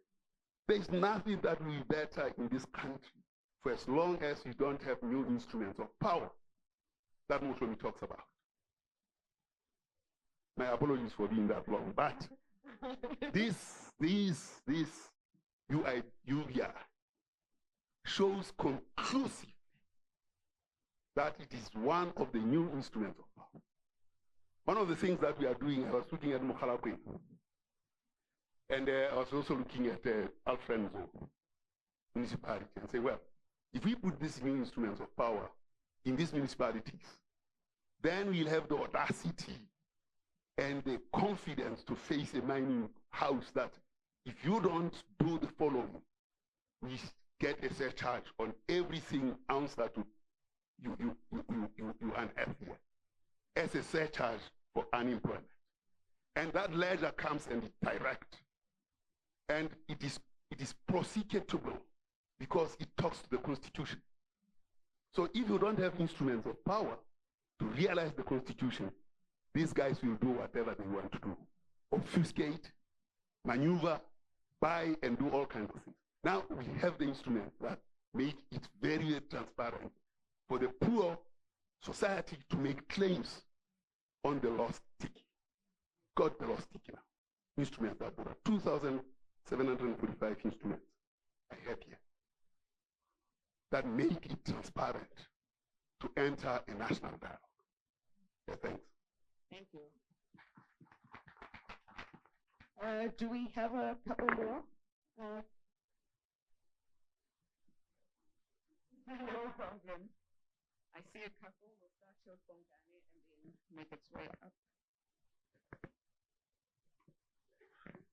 Thank you very much. My name is Bongani Klezu. I'm coming from the community of North and Soweto. I'm also a member of Amandla.mobi, and thank you so much, my leader, like how you represented us. You've told our stories exactly the way it is. But also, I'm hoping that Commissioner Namashle will also listen to what you are saying and stuff, and seeing South African Women's Rights Commission working with Amandla.mobi to force the treasure to start making change in terms of this. We really not want the basic income class, and 370 is not enough. We feel like that we are very much trapped by our government because of just 370. In a sense that, like, for instance, we know this is local elections will be told that you are giving you 370 vote for us.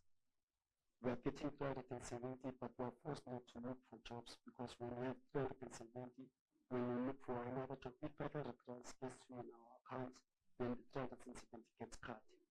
And that's a big challenge. That means if 370 is enough for us to live, where's our dignity there? Like, it's estimated that people who are working, they can spend 4,000 to 5,000 rand buying food or groceries, but we're only limited to 370. We can't afford to buy anything with 370. Minimum rate is 95 rand, and calculating all the nutritious food, but we can't afford to do that. We're forced, like, we have a group of guys that are dealing with diabetics in our communities. People who are living with diabetes need to eat, they were not working, and we are just being really given 370. You see, so that's not enough. We want more. We want the basic income plans that will be sufficient, that will bring dignity to ourselves, that will say we are living with people in our society. It's so frustrating sometimes when you hear that because we're being given 370, or that you are fighting for 370, there will be assumptions that you want to buy alcohol, that you want to gamble, that you want to do this. That's totally out of order. And people say this, it frustrates us very well, because we have rich people in the country that are overspending money. We have politicians that are spending billions and millions of our tax money, and nothing is being said about that. Now our money is being, we're not really getting this because of these people that are really frustrating us. That you are telling a poor person that if I give you 370, you'll be an alcoholic and all this. Thank you so much.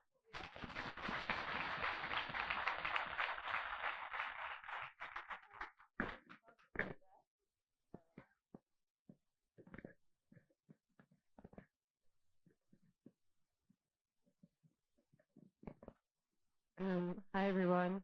Sorry, I'm very nervous about having everyone's eyes on me. But my question is back to the entire floor regarding the neoliberal policies. We've heard that word, I think, about 4 or 5 times today. Neoliberal policies that Nelson Mandela signed, most likely without not knowing the impact for years to come on the country. My question, as somebody who has studied history and who has also worked with Amandla.mobi, thank you so much for your fellowship. Having learned a lot about a lot of these policies, I want to question, because you've also mentioned that Treasury itself doesn't speak to dignity, despite the Constitution itself enshrining dignity, the right to dignity, the right to human decency, right? What is the role that academia plays in this conversation? Because to my understanding, it seems like not only is the problem the fact that neoliberal policies are hampering our development as a country and as a people, but the way that we're being taught about neoliberal policies and the current state of the world doesn't speak to allowing people to understand what neoliberalism is, but also we speak about these people sitting in these offices making these decisions. Do they understand what neoliberalism is? How does academia frame where we're currently at and the way forward? I hope that made sense. Thank you. Yes, let's take one and then I'll give an opportunity to wrap up. Alan? Good morning, everybody. My name is Alan Moorman. I'm a bit of a free radical. I float around a lot in civil society. My question is a fairly direct one. The case is compelling, right? We've had these numbers, we've had these ideas on the table for nearly 20 years now, in various forms. Why is the state not looking, or why is the state not responding to this compelling argument? And if they aren't, what are we doing wrong to force them to respond to it? Thank you. So I'm going to give over to you to kind of just respond and reflect back to the comments as part of our closing, and then I'll turn to you as well. Shall we start with you, Isabel? You look ready to go. Happy to get. Thank you. Thanks, guys. This has just been a really good session. I think hearing the different questions and also just feeling the appetite for change is really good. I think, Adam, and I have to correct you, it's more than 20.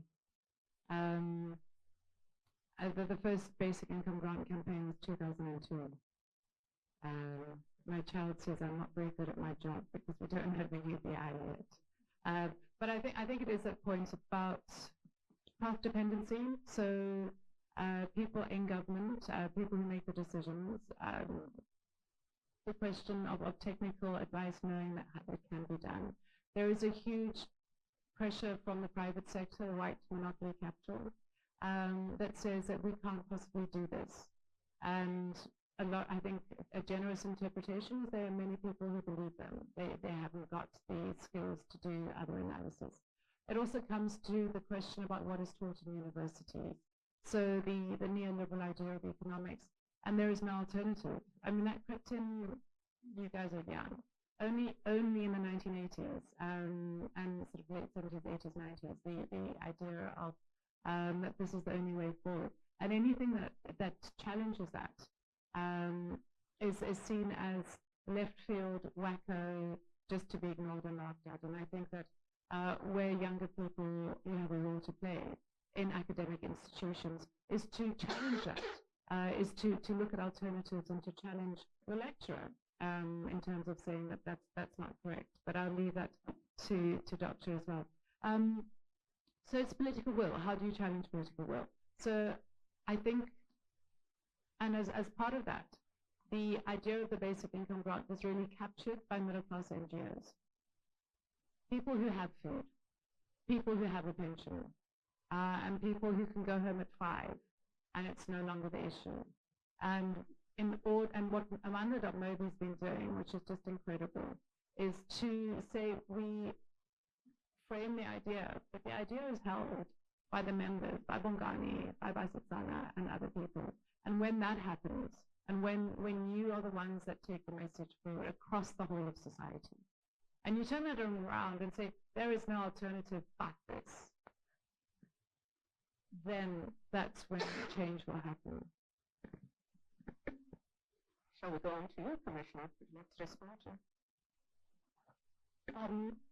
As a Human Rights Commission, we are supposed to have sitting level committees, and that's where we make sure that not only do we have academia, but we also have members of the community. So that's where your voice can be amplified. We are definitely willing to work with the community so that we can take that forward. And we also want to get the whatever documents that you have, because the portfolio committees are promising us a lot of things. So, and we said, let's test the system. So let us go there and present to them and see if they cannot change the narrative. But truth be told, with government of national unity, people are, I don't know, you know, everybody's just pulling their weight. Everybody's trying to outperform each other, but we're seeing a lot of probing, but we're not seeing the results, and that's what you're looking for. But I think it is worth, taking it forward, and we'll definitely be ready to talk to you and see how best we can collate all the information. So when we go and present, you can also attend, and let's hear how it pans out. Thank you. Thank you. Jasmine? Really tough questions for the end and great comments. On the neoliberal policies, no, I will be oversimplifying hugely, but one of the messages stemming from neoliberal economics is there's no such thing as free lunch. And when translates to social assistance is seen like a free lunch. You have done nothing and you're receiving money. Forgetting that human beings have the right to live in dignity and outside of poverty, and for that you need money. And that money is not going to be spent on sin. Yes? In 99.9%. And we've seen lots of cuts on social assistance in many countries, precisely because of this argument that the money is not spent the way it should have been spent, that there was free riding. There's always, in any best system, best design systems, there will always be 3 to 5% of funds spent not purposefully. Does that mean that we abolish the scheme and forget everybody else? No. We work with what we have, right? The second point is there's plenty of evidence, technical evidence, really sound and good research. And Treasury has them. Policymakers have them. Do they hear? No, because there are different interests behind that, which tells us empirical evidence and technical knowledge are only one part of what needs to be done to convince, to change the narratives. And that is, and then change policies. And this is really lobbying them. I thought from all sides, having compatible messages. And then finally,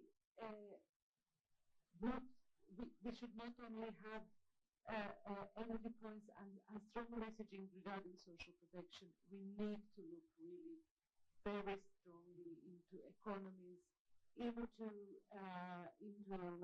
the way that the fiscal policy is made. And that has to be done simultaneously from grassroots, and if allies can be found in industries, wherever money is, that also helps. In closing, I can just say,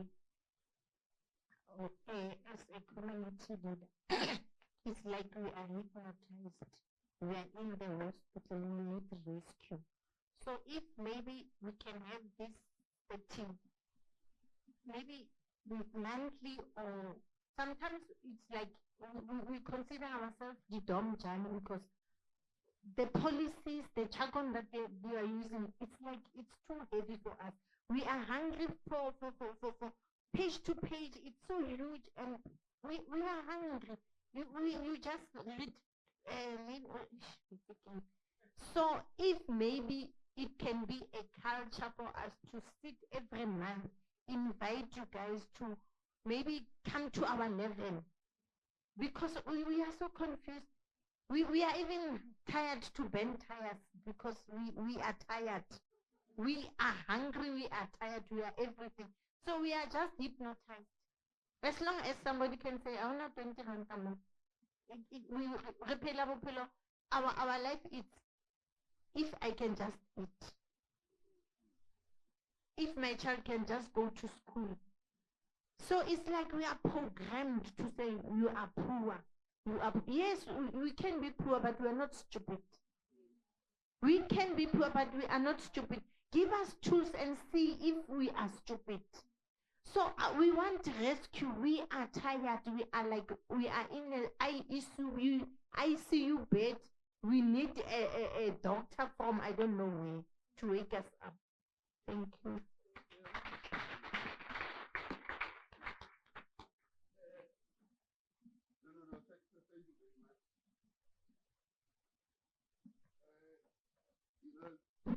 Some of us have been privileged, and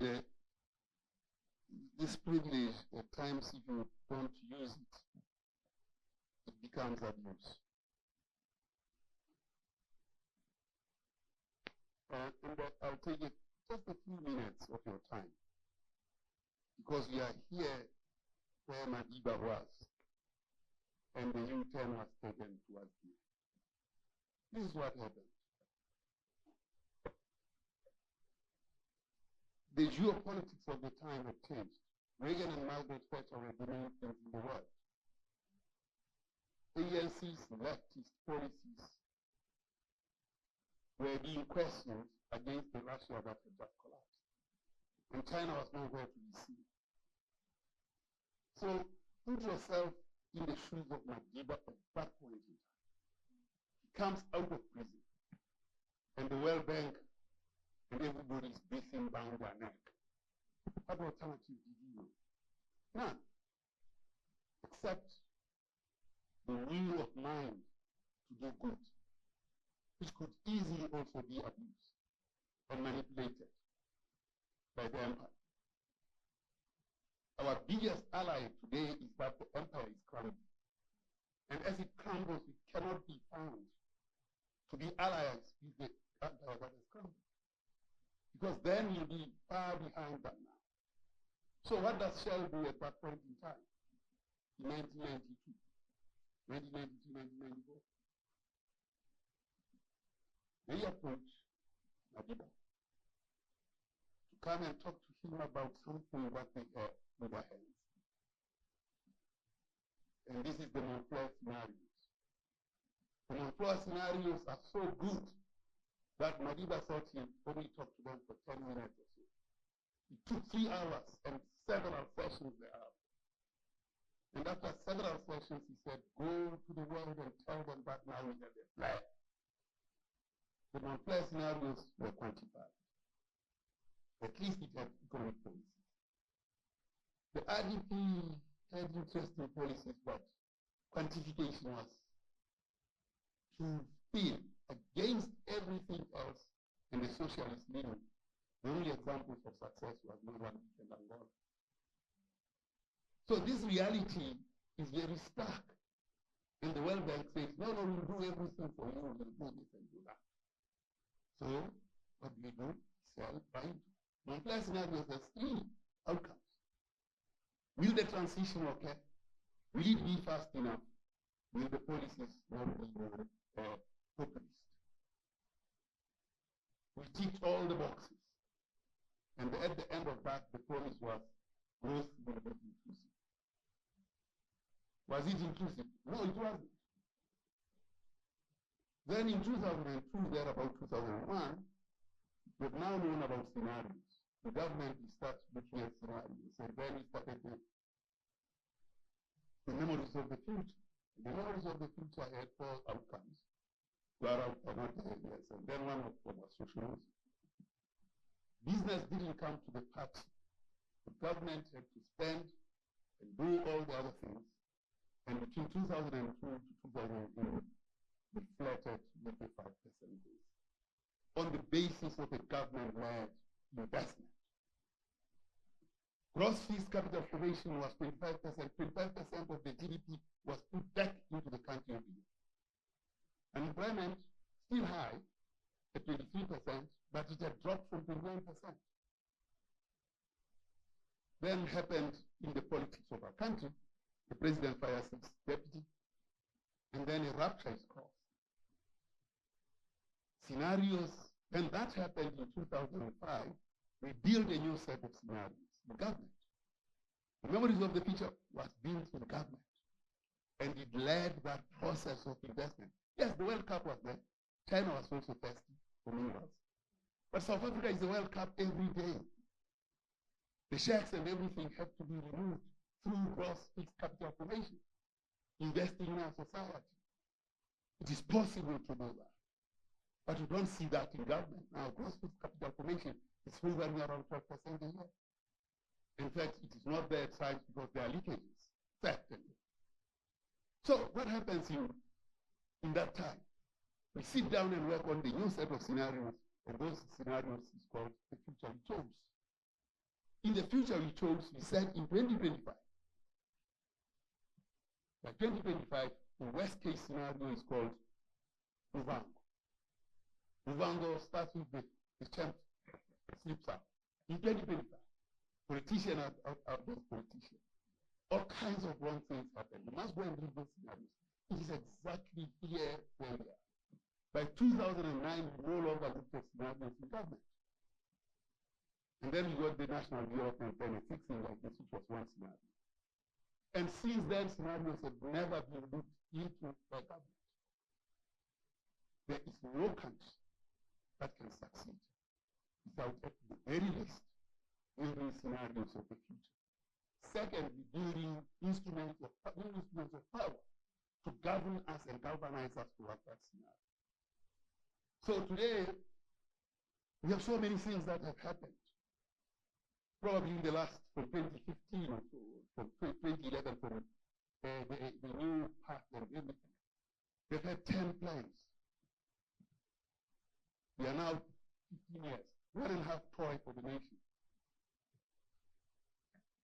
To think that is a plan that doesn't have any credibility, that cannot be proven forward. And we are hoping from one crisis to the next. This is the fundamental challenge that we have in the country now. While Madiba might have done what he did, by 2001 for us a big cost correction. But by 2009 we are back into what happened in 1996, and now we are fully in, borrowing from the IMF as it's going out of fashion, including destroying our own coal-fired power stations, when Germans were using old coal, brown coal to fire their stations, including thinking about wheeling electricity from the Northern Cape for 400 billion rand. That's a javelin thrown ahead of us. So we really have to sit down and question the decisions that continually are getting made. And central to those decisions is the government of national unity and the people of business that are sitting at the treasury. There is no intervening mechanism called the Ministry of Development Plan. Those ones are sidelined. They account for nothing. What is happening is projects. And what we should do, we've got to go and look at the proposal by business in 2020, which was a proposal that said growth will be 6%, this will be that. It's a good proposal. And we need to go back to that proposal by business. And we hold them to it. And they must tell us what is the path. Then we will create the path and say, those objectives we can achieve. Government has ignored that document. And now we are moving to projects. And projects are a source of corruption. Mark my words, we'll have SONA Mark II. Because everybody now is looking at projects. Because that's where the money is. And that has divided business and destroyed the architecture. So a new crisis will come. Until and unless we as society, and we actually have to go to those 1,000 pages that business presented, and say now, this plan, this thing is good because we say it will give these outcomes. And we say, how are we going to achieve those outcomes? And I think when we do that, with this new instrument of power, we as society in South Africa Incorporated can actually start working that difficult work that we have to work. I thank you very much.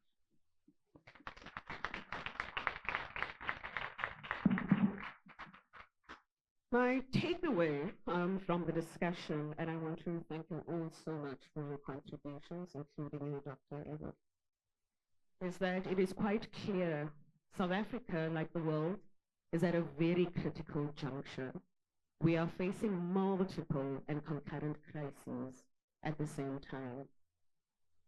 What we need in this moment is a bold and daring new social contract in which our democracy evolves into a lived expression of political values centered on a relentless commitment to the well-being of people, households, communities, and our society as a whole. I hope that today left you feeling the urgency of that. And at the heart of it lies income support for the people. With that said, please join me in thanking our fine panelists for the wonderful discussion.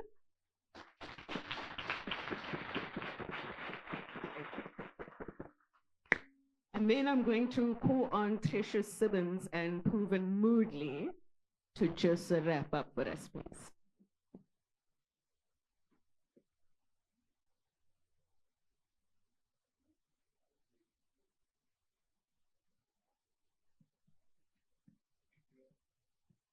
Thank you so much. Very rich discussion. Just to share a few thoughts and to thank you. When I was listening to Professor SONA, thank you for sharing this story. For some reason, my mind then went immediately to the 33rd richest country in the world. And it's a person called Elon Musk. Then I thought, how is it possible that families are living on 350 or 370 rand, and one person has $728 billion in terms of wealth? And a South African who probably by next time this year will be the first person to reach $1 trillion in wealth. One person from South Africa. And that tells a deep story of inequality and the division. What I've seen in so many AU meetings over the years, the finance ministers meeting about illicit flows from Africa. Every side you turn and you see how money is taken out in different ways. It's so shocking how it happens and the extent and how we go on with life as if that's the norm. And so, as I was sitting there and Alan brought the comment about how long this has been on the cards, and it took me back to the dark days of apartheid when the Zululand police assassins were chasing us and wanting to kill us, and how even in that dark time, we felt like it's going to be okay, and someday there will be freedom.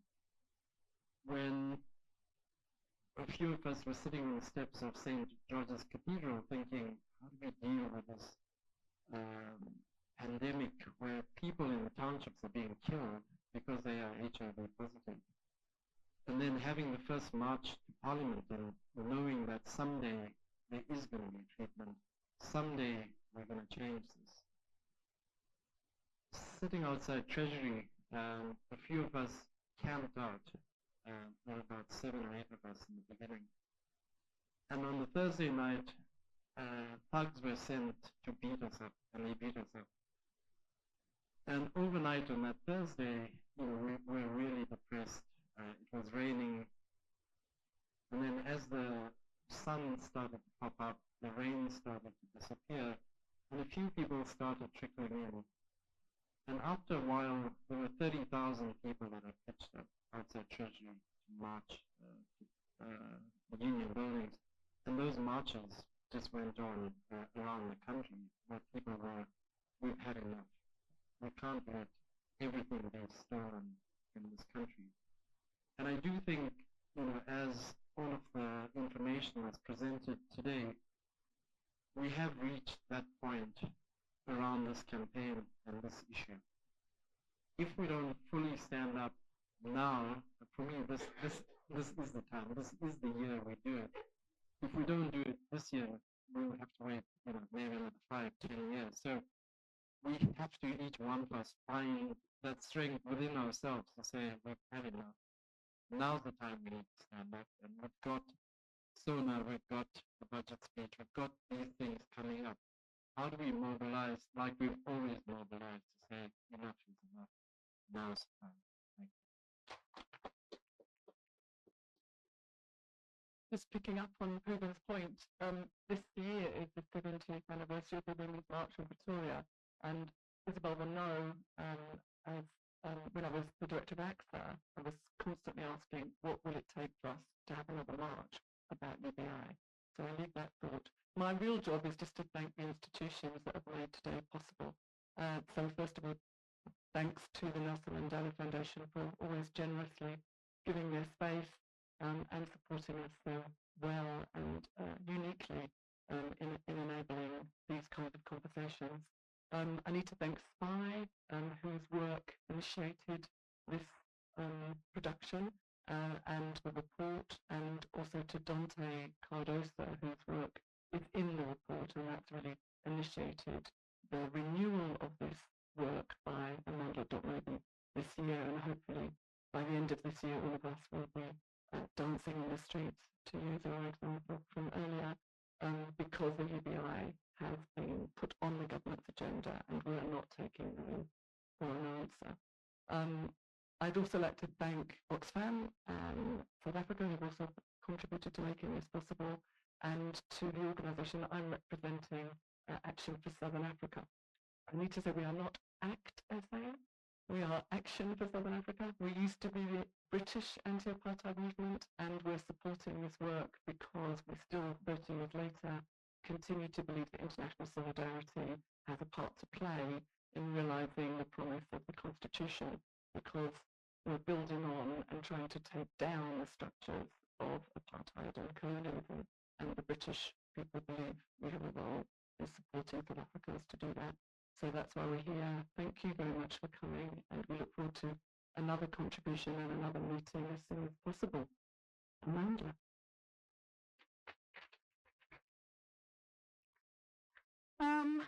Just to echo Tisha's words, thank you so much for joining us today. We hope you feel fired up and realize the importance of the issue and why we should all get behind income support for all. With that said, join us downstairs for some tea and coffee and to mingle with each other if you are. Thank you.